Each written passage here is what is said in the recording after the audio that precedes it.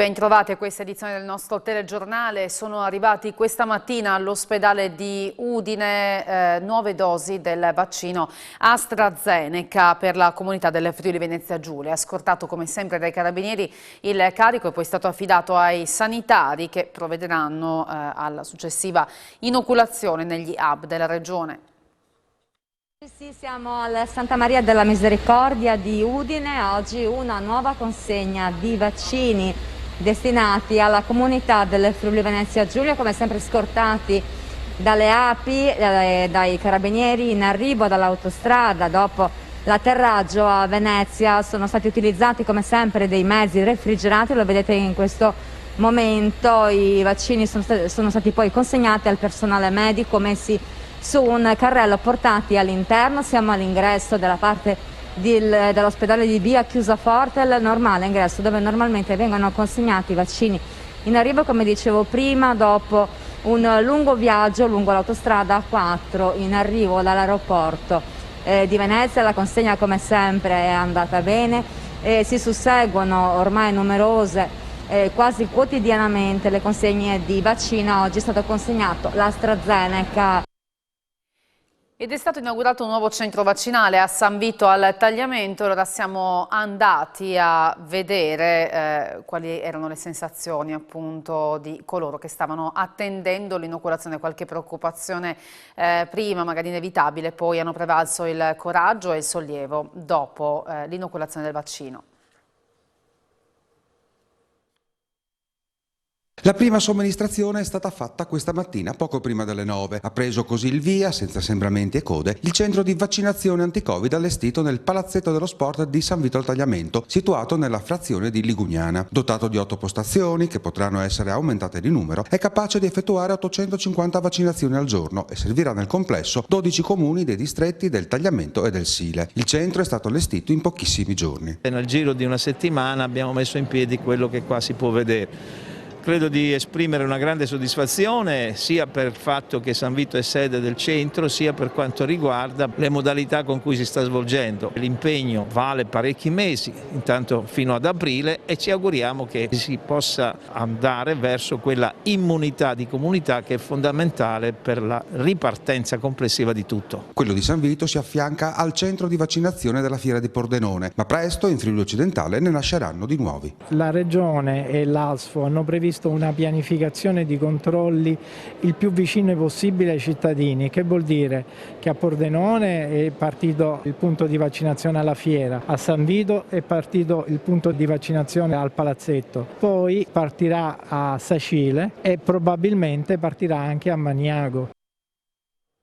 È morto a Trieste all'età di 94 anni Riccardo Goruppi, partigiano sopravvissuto alla deportazione nei lager nazisti. Fu arrestato nel 1944, aveva 17 anni, assieme al padre Edoardo, a seguito di una delazione. Incarcerato nella Trieste occupata dalle truppe naziste, fu deportato in diversi lager, tra questi anche quello di Dachau, lo riporta Il Piccolo. Solo negli anni '80 cominciò a testimoniare pubblicamente le violenze subite nei lager nazisti. Con la sua morte, afferma la storica Dunia Nanut, presidente dell'ANE di Trieste e autrice della biografia di Goruppi, viene meno una colonna portante, un punto di riferimento capace di comprendere i problemi del passato e dell'oggi. A noi resta un vuoto incolmabile. È stata trovata una casa temporanea a 27 dei 30 cuccioli sequestrati e rintracciati a metà marzo dalla polizia stradale e dalla forestale del Friuli Venezia Giulia. Al momento del sequestro i cani, tutti di razza, si trovavano in un furgone in evidenti condizioni di maltrattamento, tanto che anche le cure dei veterinari non hanno evitato il decesso di 3 esemplari. Viste le condizioni critiche e le necessità di cure particolari per ogni singolo individuo, il nucleo operativo per attività di vigilanza ambientale ha cercato delle persone disponibili ad accoglierli. La scelta sull'affidamento in custodia è stata fatta sulla base delle domande pervenute presso il canile di Udine. Sono andati in custodia appunto in totale 27 cuccioli su 30. Un carico di accendini contraffatti destinati al mercato inglese è stato sequestrato nel punto franco del porto di Trieste dai militari della Guardia di Finanza e dai funzionari dell'Agenzia Dogane e Monopoli. Si tratta di oltre 600.000 pezzi pressoché identici a quelli di una nota marca. Se venduti avrebbero portato un guadagno di €500.000. Il controllo doganale è scattato su un auto articolato sbarcato dalla Turchia. Incidente stradale a Gorizia in via Trieste attorno alle 11 di oggi. Si sono scontrate due vetture nell'impatto, una si è cappottata, la ragazza che era alla guida dell'auto è riuscita a uscire autonomamente dall'abitacolo. Sul posto sono state inviate 2 ambulanze e i vigili del fuoco del comando provinciale di Gorizia. Sia la giovane che il conducente dell'altra auto sono stati accolti in ospedale a Gorizia. Nel frattempo è stato inviato anche un elicottero sanitario che è atterrato all'ospedale di Gorizia per un eventuale successivo trasferimento al Santa Maria della Misericordia di Udine. Abbiamo parlato di vaccini, c'è stata una nuova consegna di vaccini Moderna questa mattina all'ospedale di Udine. Ci arriviamo tra poco allora con questo servizio. Andiamo avanti con il nostro telegiornale. Il sindaco di Valvasone Arzene, Marcus Maurmaier, punta il dito contro la polveriera militare che impedisce lo sviluppo industriale del comune, al quale arrivano indennizi irrisori.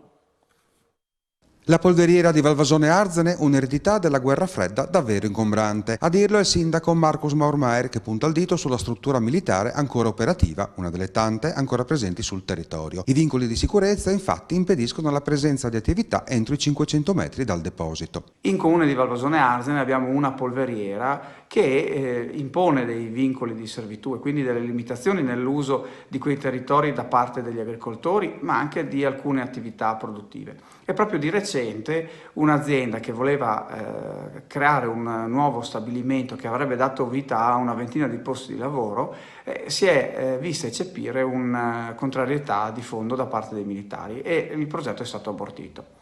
Siamo a chiedere una verifica con il governo, in particolare il Ministero della Difesa, per comprendere quali possono essere gli adeguamenti dal punto di vista delle servitù che sono apposte sul nostro territorio e allo stesso tempo anche magari una maggiore garanzia in termini di sicurezza. È vero che lo Stato versa 17.000 euro l'anno nelle casse del comune come risarcimento, ma dopo carte e burocrazia l'importo effettivo, conclude il sindaco, raramente supera i 200 euro. 3 clamorosi falsi attribuiti al pittore austriaco Arnulf Rainer sono stati distrutti su disposizione del Tribunale di Trieste dai militari del Nucleo per la tutela del patrimonio culturale di Udine. Dopo una segnalazione giunta all'Interpol d'Oltralpe, le indagini del Nucleo specializzato dei Carabinieri e la perizia del Museo Albertina di Vienna hanno accertato che 3 opere custodite a Trieste in casa di 2 collezionisti erano contraffatte. Se poste in commercio, il valore commerciale dei plagi si sarebbe aggirato attorno ai 90.000 euro. L'indagine è scattata quando uno dei 2 possessori ha tentato di rivendere un'opera alla stessa fondazione dell'artista 92enne. Entrambi i detentori rinviati a giudizio sono stati poi assolti dal Tribunale di Trieste, che ha disposto la confisca e la distruzione delle tele. Anche quest'anno il Friuli Venezia Giulia sarà orfano delle sacre rappresentazioni organizzate da diverse associazioni culturali nel Venerdì Santo. Ma a Ciconico di Fagagna sono state allestite alcune immagini della passione nelle vie del paese.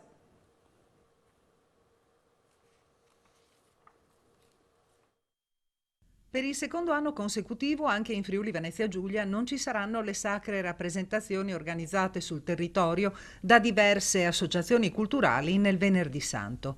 Tra le più note vi è quella di Ciconico di Fagagna, che organizzata dall'Associazione Culturale Un Groupe di Amis raggiungerebbe quest'anno la 43esima edizione consecutiva. Nel 2020 la rappresentazione era stata rimandata al mese di settembre e seppure l'evento avesse perso in parte la sua valenza perché legato alla Pasqua, i volontari dell'associazione non si sono arresi e sono stati gli unici in Italia a portare in scena una sacra rappresentazione nell'anno dell'esplosione della pandemia. Per il 2021 un gruppo di Amis è già all'opera per l'edizione che presumibilmente si svolgerà ancora una volta in estate o quando sarà consentito dalla situazione sanitaria e dalle norme.